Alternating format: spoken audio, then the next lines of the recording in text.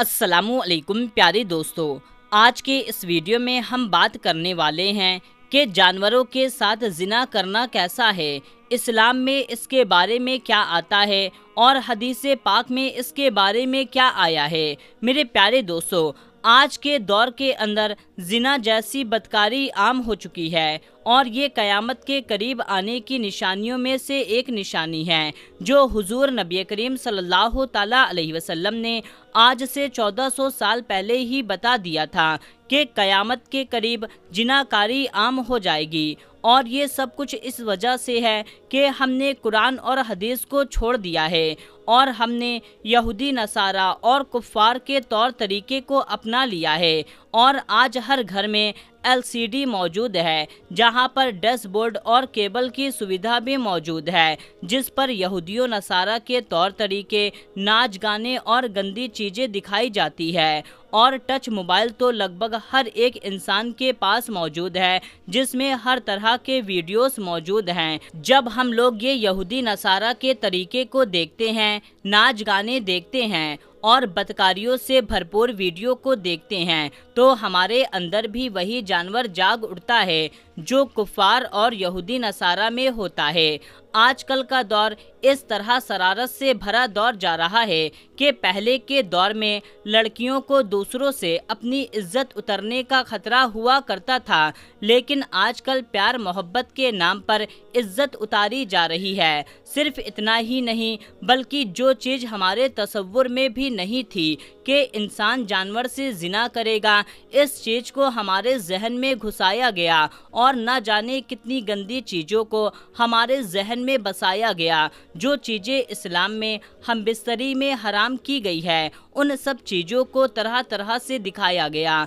आज के दौर से पहले आपने जल्दी सुना भी नहीं होगा कि इंसान जानवर से जिना करेगा। मेरे प्यारे दोस्तों, आपने सोशल मीडिया और मीडिया में सुना होगा कि फला शख्स ने जानवर से जिना किया, किसी ने बकरी से किया तो किसी ने गाय से। दोस्तों, आपने लूत अलैहिस्सलाम के कौम के बारे में सुना ही होगा कि वो कौम इस तरह से जिना के गुनाहों में डूब गई कि मर्द मर्द के साथ जिना करने लगा, औरतें औरतें से जिना करने लगी। फिर उनके अंजाम में क्या हुआ? जब ये चीज़ हद से ज़्यादा बढ़ गई तो अल्लाह तबारक व तआला ने उस कौम पर आसमान से आग बरसा करके उस पूरी कौम को ख़त्म कर दिया। मेरे प्यारे दोस्तों, उसके कुछ असरात आज भी देखने को बहुत ज़्यादा मिलते हैं। दोस्तों, आपको बता दें कि एक औरत से जिना करने के मुकाबले एक जानवर से जिना करना उससे बड़ा गुनाह है। जानवर से जिना करने पर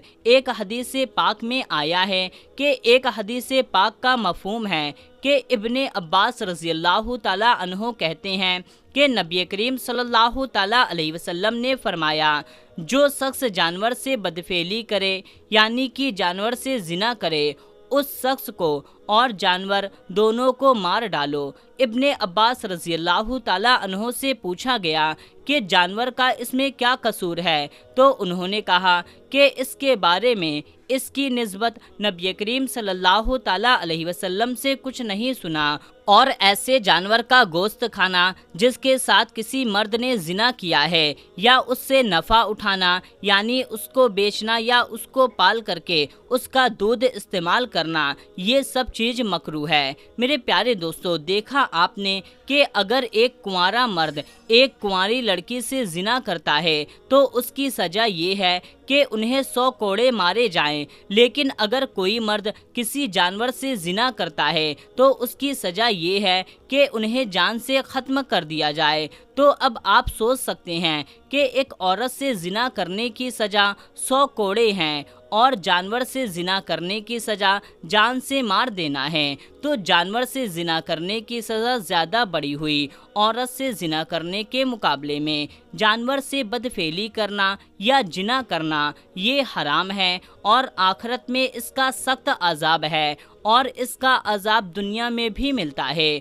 दोस्तों, भले ही दुनिया के कानून के हिसाब से इसकी सज़ा कम मिले, लेकिन आखिरत में इसका सख्त अज़ाब है। दोस्तों, जिना एक ऐसा बदकार और बदकारी वाला काम है जिसका सख्त अज़ाब है। हदीस पाक में आता है کہ شادی شدہ جناکاروں پر ساتوں آسمان ساتوں زمین لعنت کرتے ہیں، اور جہنم میں ایسے لوگوں کی شرمگاہوں سے ایسی بدبو پھیلے گی جس کی بدبو سے جہنم والے بھی پریشان ہو جائیں گے، اور آگ کے عذاب کے ساتھ ان کی رسوائی جہنم میں ہوتی رہے گی۔ ایک دوسری حدیث شریف میں ہے کہ حضرت ابو ہریرہ رضی اللہ تعالیٰ عنہ سے روایت ہے کہ نبی کریم صلی اللہ تعالیٰ علیہ وسلم نے ارشاد فرمایا، جنا کرنے والا جنا کرتے وقت مومن نہیں رہتا۔ جنا تو دور کی بات ہے، اللہ تبارک و تعالیٰ نے اس کے قریب جانے سے بھی منع فرمایا ہے۔ قرآن مجید میں اللہ تبارک و تعالیٰ نے ارشاد فرمایا ہے، اور بدکاری کے پاس بھی نہ جاؤ، بے شک یہ بے حیائی ہے اور برا کام ہے۔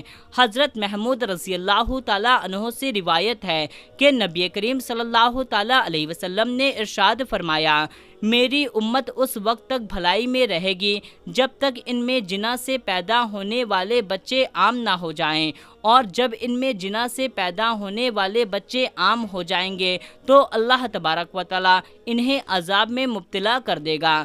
دوستو، آج کل آپ دیکھیں کہ مسلم دیشوں میں کتنی عذاب آ رہا ہے، اور ان سب کی وجہ یہ بھی ہو سکتی ہے کہ مسلم دیشوں میں بھی جنا عام ہو رہا ہے۔ اور حضرت ابو ہریرہ رضی اللہ تعالیٰ عنہ سے روایت ہے کہ نبی کریم صلی اللہ تعالیٰ علیہ وسلم نے ارشاد فرمایا، بے شک عورت ابلیس کے تیروں میں سے ایک تیر ہے، جس نے کسی حسن اور جمال والی عورت کو دیکھا اور اس سے وہ پسند آ گئی، پھر اس نے اللہ تبارک و تعالیٰ کی رضا حاصل کرنے کے لیے اپنی نگاہیں پھیر لیا تو اللہ تبارک و تعالیٰ اسے ایسی عبادت کی توفیق عطا فرمائے گا جو اس کی لذت اسے حاصل ہوتی رہے گی۔ میرے پیارے دوستو، آئیے اب اس بات کا ذکر کرتے ہیں کہ انسانیت میں جنا کی شروعات کیسے ہوئی۔ حضرت ابن عباس رضی اللہ تعالیٰ عنہ ارشاد فرمایا کہ حضرت نوح علیہ السلام اور حضرت ادریس علیہ السلام کے درمیان 2000 سال کا فاصلہ ہے۔ حضرت آدم علیہ السلام کی اولاد کے 2 گروہ تھے، جن میں سے ایک میدان میں رہتا تھا اور دوسرا پہاڑوں پر رہتا تھا۔ پہاڑوں پر رہنے والے مرد خوبصورت ہوا کرتے تھے اور ان کی عورتیں بدصورت ہوا کرتی تھیں، اور میدان میں رہنے والی عورتیں خوبصورت ہوا کرتی تھیں اور ان کے مرد بدصورت ہوا کرتے تھے۔ ایک دن ابلیس ایک خوبصورت نوجوان کی شکل میں میدان میں رہنے والے مرد میں سے ایک کے پاس آیا اور اس کے یہاں نوکر بن کر کے اس کی خدمت کرنے لگا۔ ابلیس نے بانسری کی طرح کوئی چیز بنائی جو چرواہے بجاتے ہیں، اس میں سے ایک ایسی آواز نکالی کہ لوگوں نے اس طرح کی آواز پہلے کبھی نہیں سنی۔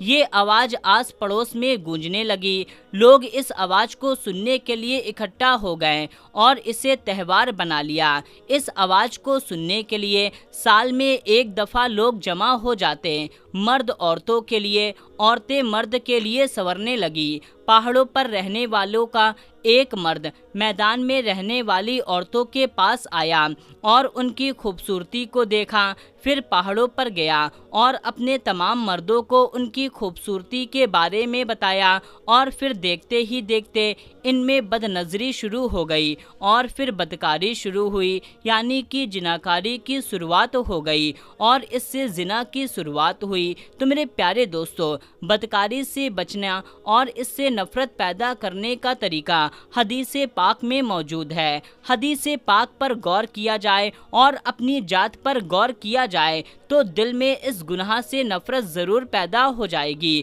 حضرت ابو ہریرہ رضی اللہ تعالیٰ عنہ سے مروی ہے کہ ایک نوجوان نبی کریم صلی اللہ تعالیٰ علیہ وسلم کی خدمت میں حاضر ہوا اور عرض کرنے لگا، یا رسول اللہ صلی اللہ تعالیٰ علیہ وسلم، مجھے زنا کرنے کی اجازت دے دیجیے۔ لوگ اس کی طرف دھیان دے کر کے اس کو ڈانٹنے لگیں اور پیچھے ہٹانے لگیں، لیکن نبی کریم صلی اللہ تعالیٰ علیہ وسلم نے اس سے فرمایا، میرے قریب آ جاؤ۔ چنانچہ وہ نبی کریم صلی اللہ تعالیٰ علیہ وسلم کے قریب جا کر بیٹھ گیا۔ نبی کریم صلی اللہ تعالیٰ علیہ وسلم نے اس سے پوچھا، کیا تم اپنی والدہ یعنی ماں کے ہاتھ میں بدکاری کرنا پسند کرو گے؟ اس نے کہا، اللہ کی قسم کبھی نہیں۔ نبی کریم صلی اللہ تعالیٰ علیہ وسلم نے فرمایا، لوگ اسے اپنی ماں کے لیے پسند نہیں کرتے۔ پھر پوچھا کیا تم اپنی بیٹی کے حق میں اسے پسند کرو گے؟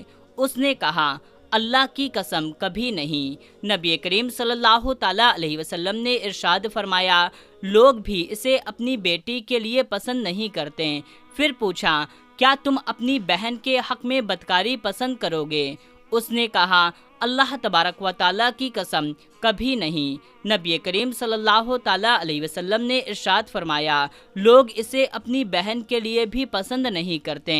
پھر نبی کریم صلی اللہ تعالیٰ علیہ وسلم نے اپنا دست مبارک اس کے سینے پر رکھا اور یہ دعا مانگی اے اللہ اس کے گناہ معاف فرما اور اس کے دل کو پاک فرما اور اس کی شرمگاہ کی حفاظت فرما۔